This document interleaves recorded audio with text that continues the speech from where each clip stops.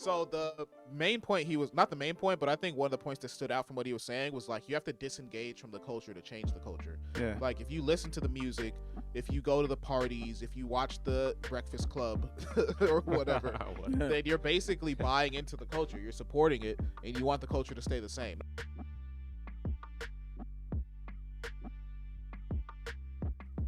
What's poppin', everybody? Welcome back to the Cole Popcast. I'm Zoe. And I'm Steve. And today we found a clip on Black Twitter where a guy on a podcast who I don't know, but has, a clip that talks about, can we stop black people from doing destructively black things if we make it seem lame? Yeah, and I mean, I think the answer is yes, personally, but he's basically discussing the caption on the post was like, I think there needs to be a segregation between the black community, not black to white, but like there needs to be a segregation of black people from other black people, and basically he used the word niggas to describe them. Yeah. So you got to have the black people and the niggas, like Chris Rock said. Yeah, and like the old adage. Yeah, by doing that, he says that. Well, we can just watch the video. Let's see what this guy has to say. I say that I believe that there needs to be a segregation between niggas and blacks because they're two different races now. But the problem is that blacks enjoy nigga shit. So you're going to automatically mix up. It needs to be complete segregation. You got to give up the nigga shit. You got to give up the music. You got to give up the swag. The chains. You got to give up the chains. Everything. It's a full sacrifice. When blacks can get to the point and make nigga shit seem unpopular, that's when it'll start to break off. But the shit that niggas do is cool to blacks too. I say that I believe that there needs to be. I mean, I honestly agree with him.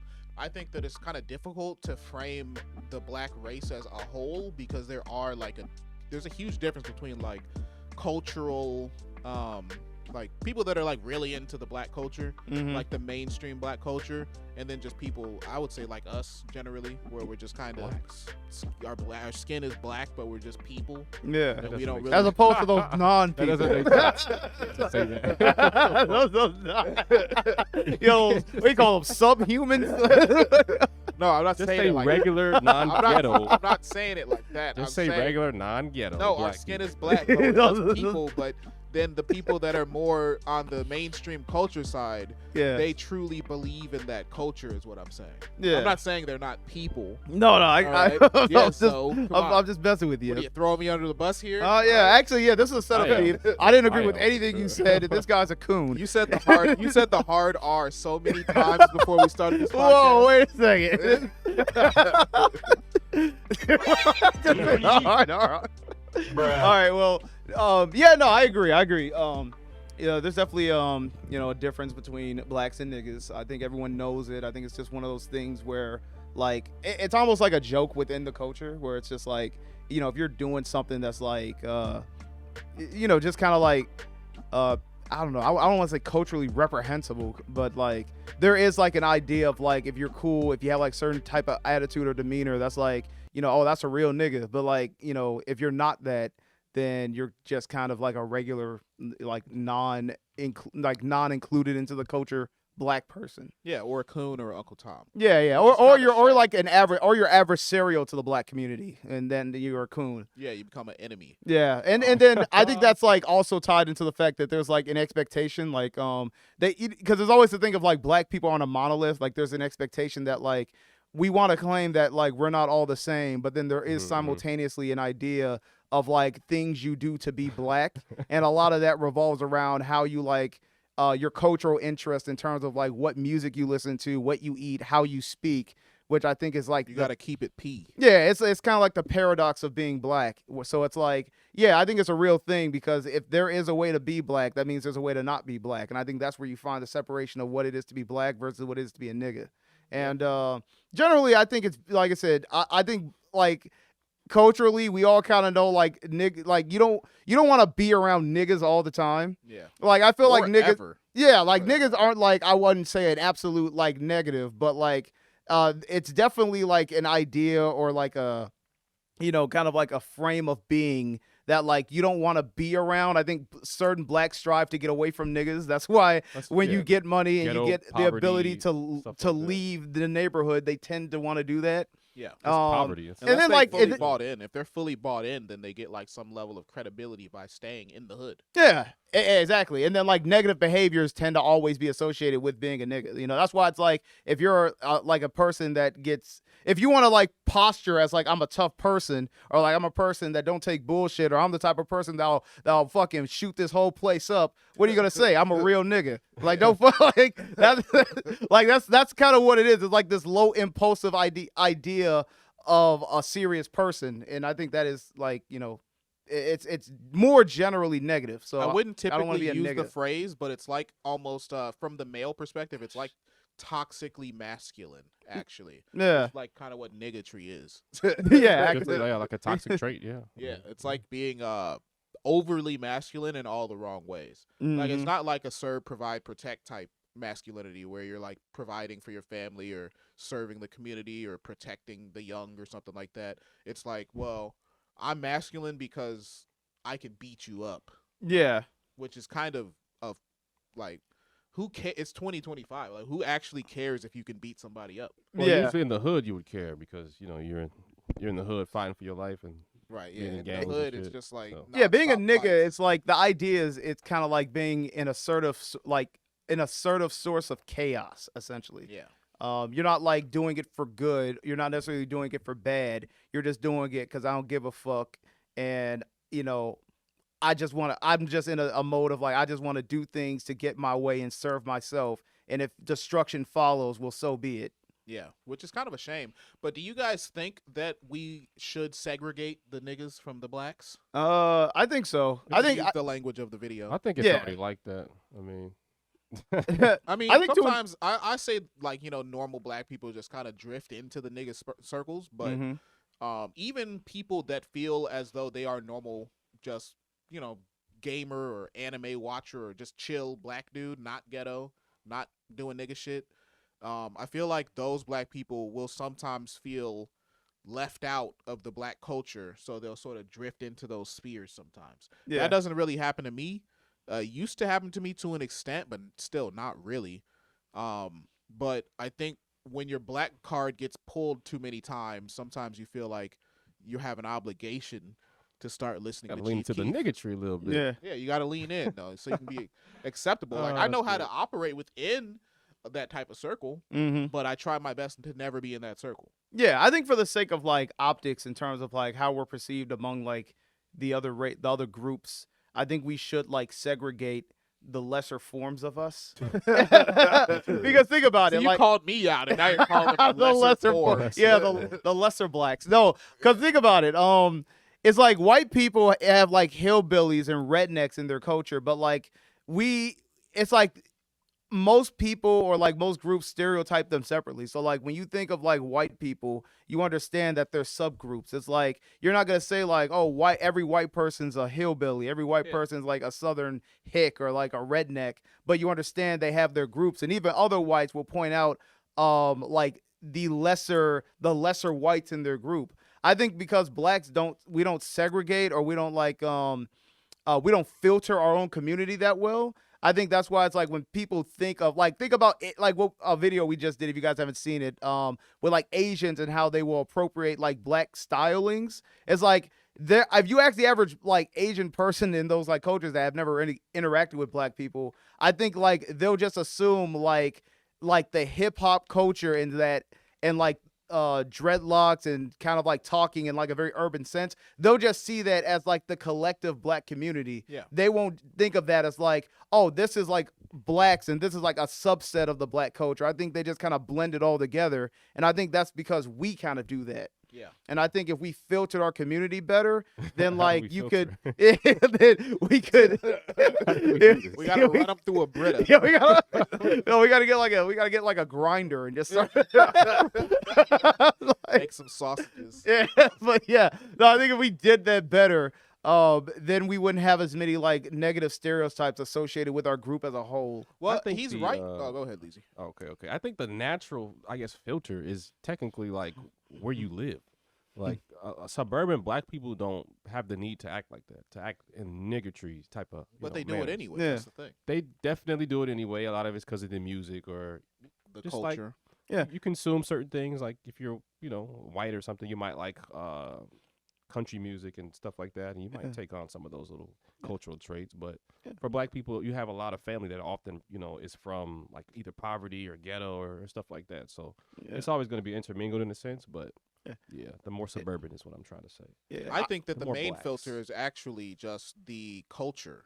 Like and then what's rewarded. Like what's rewarded in the culture is what defines who gets filtered out. Like the same way where you would see those memes where it's like the black Chad athlete guy would get filtered out. I mean, no, he would be in the in group and he'd get all the bitches, right? And then the nerdy black guy would be like, and then you know this stupid meme. Yeah. Have you seen this dumb meme before? Yeah, the nerdy black guy, and he's like And then he comes carrying back. all these books. Yeah. And the girl's like, passing him up like, I don't know that geek. And then like, the dude's like a obvious thug archetype. Yeah, and then it's a fast forward to the future, and the nerdy guy's like driving a Porsche. Yeah. And he's just driving past. He's got the he got a fistful of money. Yeah. Yeah. And just then- all- That every he's high driving- school dynamic. He's driving past the girl and the guy and well, he's the guy's not there. She's just there with like the kids, the kids and another pregnant stomach. yeah. Yeah.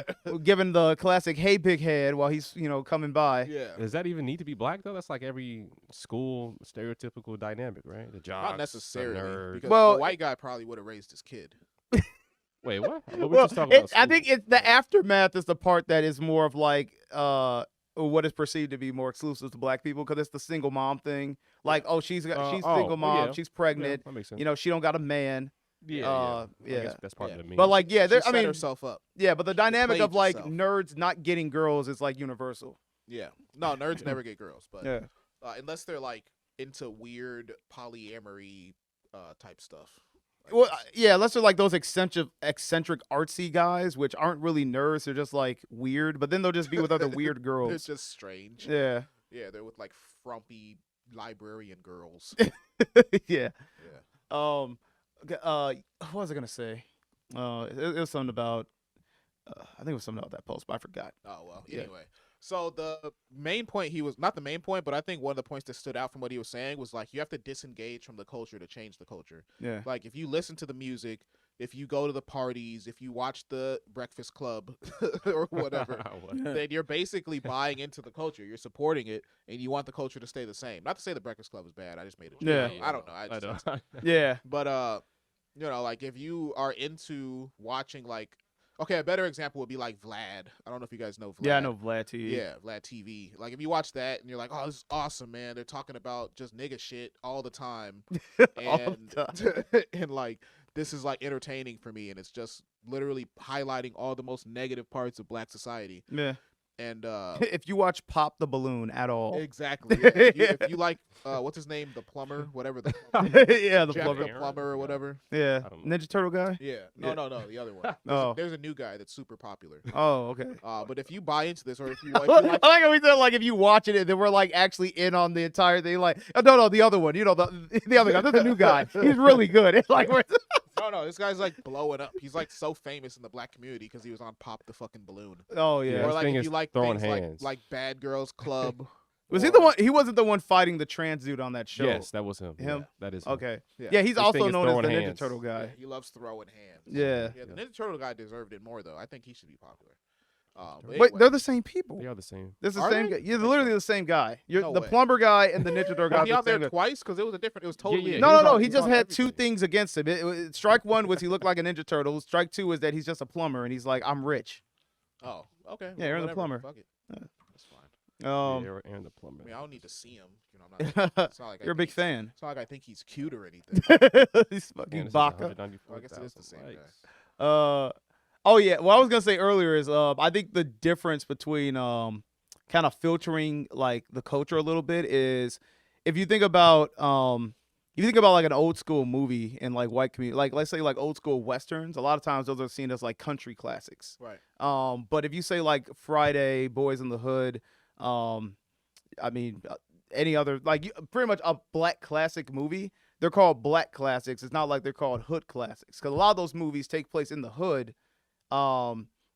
But a lot of times it's like there's this. If you show it to most people, it'll be seen as like, oh, that's like one of those black classics, like State Property, things like that. But I feel like if we have more cultural filtering, like, because if you call it a black classic, there's an assumption that like all black people relate to this, as if all black people come from the hood. And I think that's definitely a stereotype that's real, where like a lot of people kind of assume like if you're black, you're probably from like a lower economic class. Yeah. You probably have like at least some experience with like hood lifestyle, and you was probably true, listen yeah. to rap. You know, so it's That's like just history, yeah. yeah, but it's like you know, it's like, but if you know, now if you fast forward to today, like not every black It person is grows different up like though, that. yeah. I'm not gonna say that it's not common that black people do, but I think it is this kind of like community expectation that we are all like this monolith, where it's like you are that, you know. And I think if we get to the point to where we can say like, well, no, there are different subsets of black people. Like just because you're black doesn't mean you are from the hood. Doesn't mean you're gonna talk like this. It doesn't even mean you necessarily like you know, a specific type of music, or you know, you vote Democrat. It's like if you can get I think that you get those stereotypes, and I think it's because we kind of play into that ourselves, to where we try to make all black people be the same. We buy into it. Like, it wouldn't exist if we weren't constantly buying into it. That's true. I think that if you have something that's completely toxic and it still manages to persist over the course of several decades, it's because people want it. Yeah. Yes. Like, people want it because it makes them seem cool. It makes them stand out.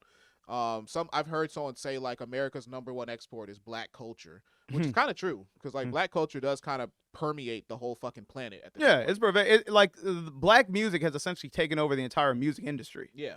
The culture, the way we dress, the way we dance, the way we make music, all that shit comes out of America, and then people take it and repackage it. Yeah, like repackage it for their own purposes.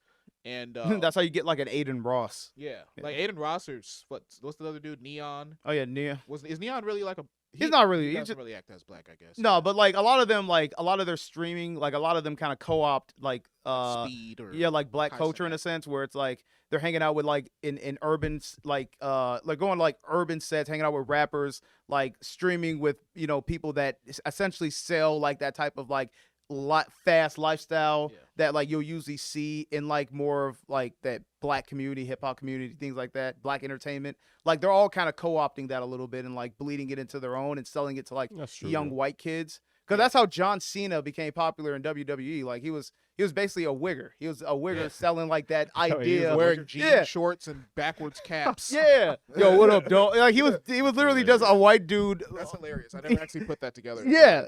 And that's why it was so damn popular. And then, like I said, white kids love that. You know, it's coming off of, or like in like the Eminem era. Yeah. Like it was all just the same thing, just selling that to like younger white kids. Yeah, it's like packaging a fantasy for people. Yeah.